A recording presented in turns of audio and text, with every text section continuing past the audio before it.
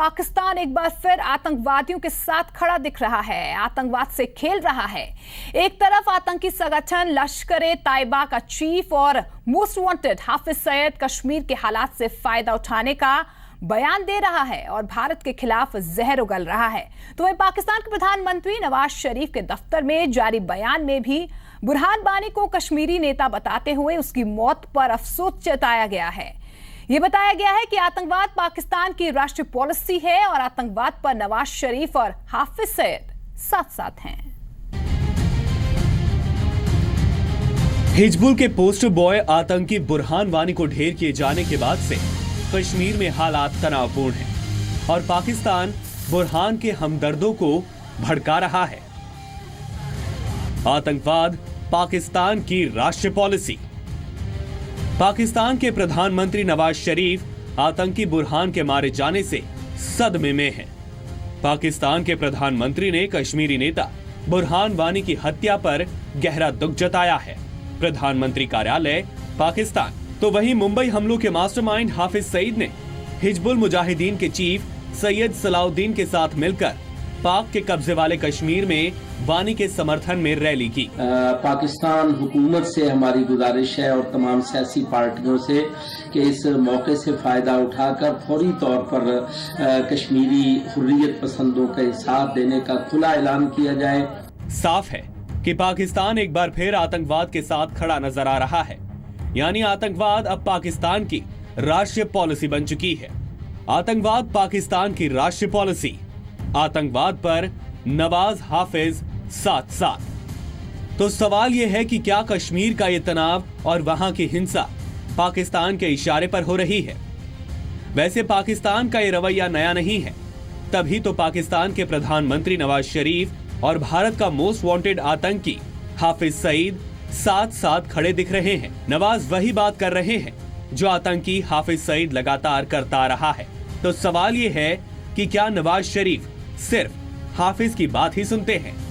आतंकवाद पाकिस्तान की राष्ट्रीय पॉलिसी। नवाज शरीफ सिर्फ हाफिज सईद की सुनते हैं।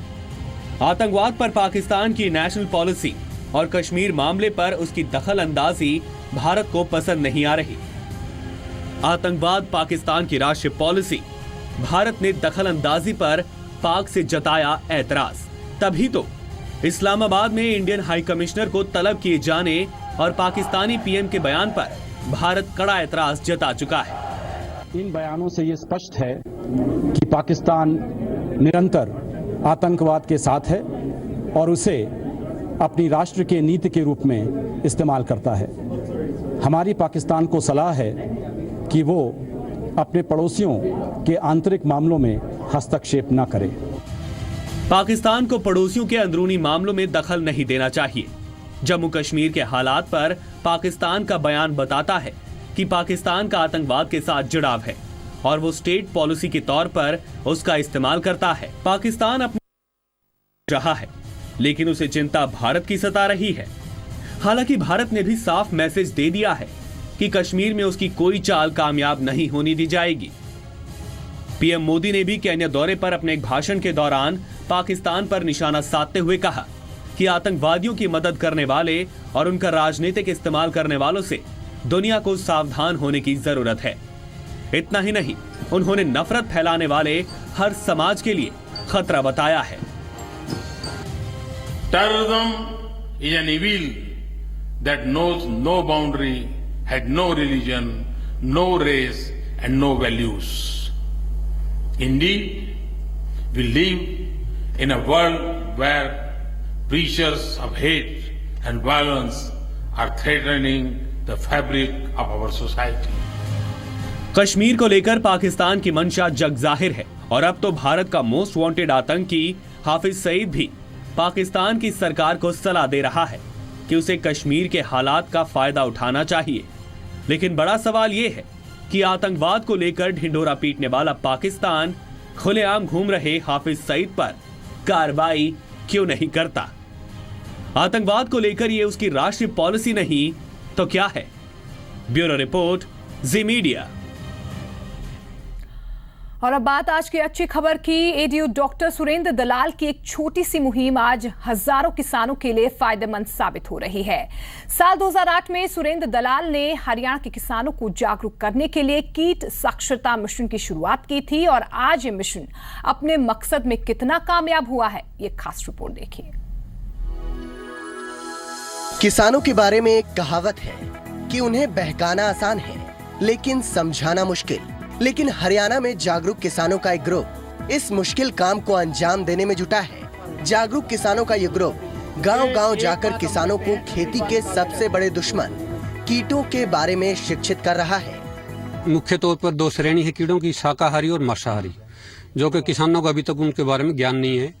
और इस तरह से हम मौके पर लाकर के किसान को ये दिखाते हैं कि ये जो कीट है ये शाकाहारी है, ये कीट मांसाहारी है। शाकाहारी कीट फसलों को खा के गुजारा करते हैं, फसलों में नुकसान करते हैं, और मांसाहारी कीट फसलों को कोई नुकसान नहीं करते, लेकिन जो कीड़े हैं शाकाहारी उनको खा करके गुजारा करते हैं। ये महिलाएं बिना कीटनाशक के और कम से कम कृत्रिम खाद इस्तेमाल करके खेती करती हैं अपनी जमीन पे, और इन्होंने ये साबित कर दिया है कि बढ़िया खेती करने के लिए हमें कीटनाशक चाहिए ही नहीं है।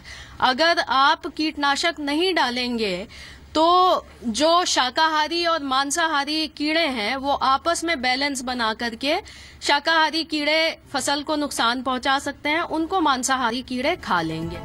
दरअसल ग्रुप से जुड़े इन किसानों को कीटाचार्य कहा जाता है।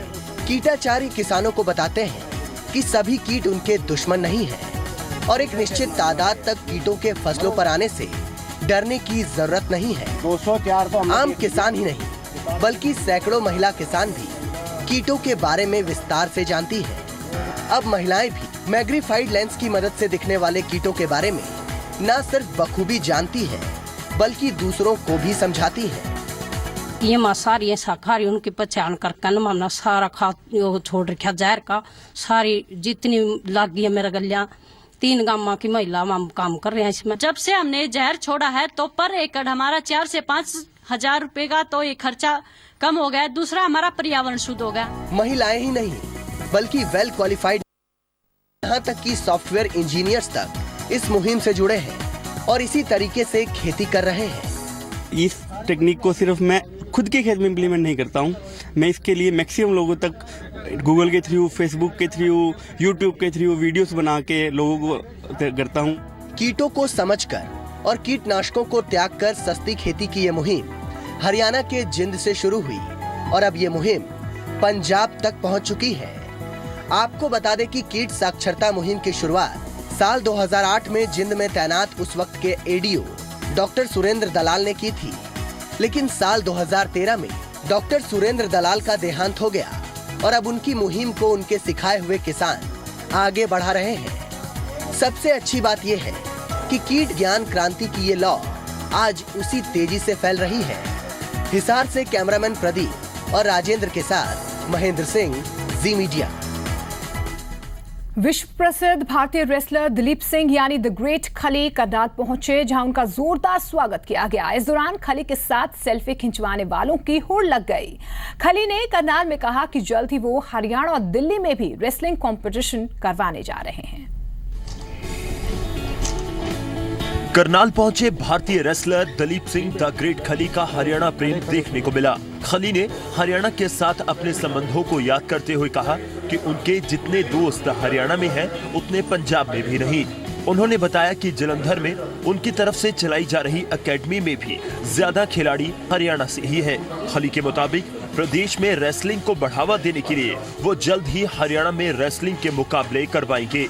बहुत जल्दी हम इधर हरियाणा पे देख रहे कि भी हरियाणा पे और दिल्ली में कंपटीशन कराना, जैसे अभी पहले मेरे उत्तराखंड पे हुए थे और उसी तरह मतलब अभी हरियाणा पे करा रहा हूँ मैं कंपटीशन।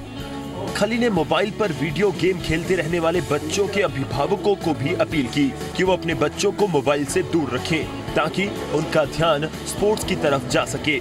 बिल्कुल, मतलब ज़्यादा नहीं, मतलब फ़ोन पे बिजी रहना चाहिए क्योंकि थोड़ा स्पोर्ट्स पे ध्यान देना चाहिए और फिजिकली एक्टिविटी करेगा बंदा।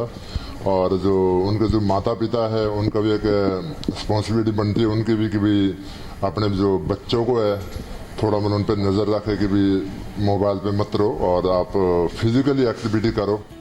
राजनीति में आने के बारे में पूछे जाने पर खली ने कहा कि वो खिलाड़ी हैं और राजनीति के बारे में उन्हें ज्यादा समझ नहीं है, इसलिए वो उससे दूर ही रहेंगे। नहीं, क्योंकि मेरी जो फील्ड है वो मेरी फील्ड है स्पोर्ट्समैन की और मैं स्पोर्ट्स ही करूंगा और राजनीति पे मेरे को ना तो उतना शौक है ना मेरे को नॉलेज है। दिल्ली से आते समय खली करनाल के एक 5 सितारा होटल में रुके थे, जहां उन्होंने दोपहर का खाना खाया। होटल के स्टाफ की तरफ से खली का स्वागत किया गया। स्टाफ के सदस्यों ने खली के साथ तस्वीरें भी खिंचवाई। कमरजीत सिंह विर्क, जी मीडिया, करनाल। चलिए और अब बात करते हैं मिशन मेडल की। हरियाणा के शाहबाद की रहने वाली रानी रामपाल हॉकी की रानी बन चुकी हैं और टीम की जान है। ओलंपिक में जाने से पहले जी मीडिया से खास बातचीत की रानी रामपाल ने। टीम हॉकी की रानी यानी कि रानी रामपाल मेरे साथ हैं, इनसे बात करते हैं। मैम, प्रधानमंत्री नरेंद्र मोदी से आपकी मुलाकात हुई, ओलंपिक आप जाने वाले हैं, तो प्रधानमंत्री ने जीत का मंत्र क्या दिया?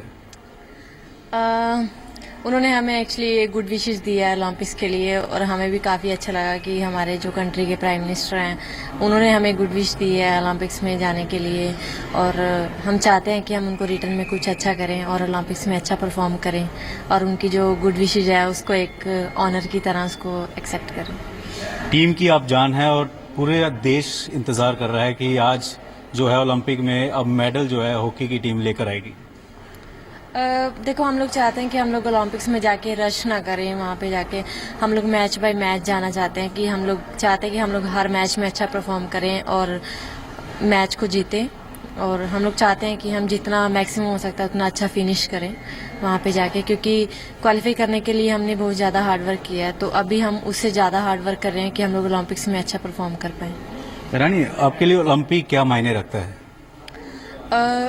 देखो, हर प्लेयर का एक सपना होता है कि ओलंपिक्स खेले अपनी कंट्री के लिए और उसमें मेडल लेके आए और हमारे लिए बहुत ज़्यादा स्पेशल है ओलंपिक्स, क्योंकि हमारा फर्स्ट ओलंपिक्स है सभी का और वुमेंस टीम ने जो है फर्स्ट टाइम क्वालिफाई किया है, तो हमारे लिए बहुत मायने रखता है ओलंपिक्स, ताकि हम लोग चाहते हैं कि हम लोग उसको एक मेमोरेबल ओलंपिक्स बनाएं अपनी लाइफ का और कुछ मतलब इतना अच्छा परफॉर्म करें कि ताकि हमें जो नेक्स्ट ओलंपिक्स जो है वो क्वालिफाई करने के लिए 36 इयर्स की वेट ना करनी पड़े।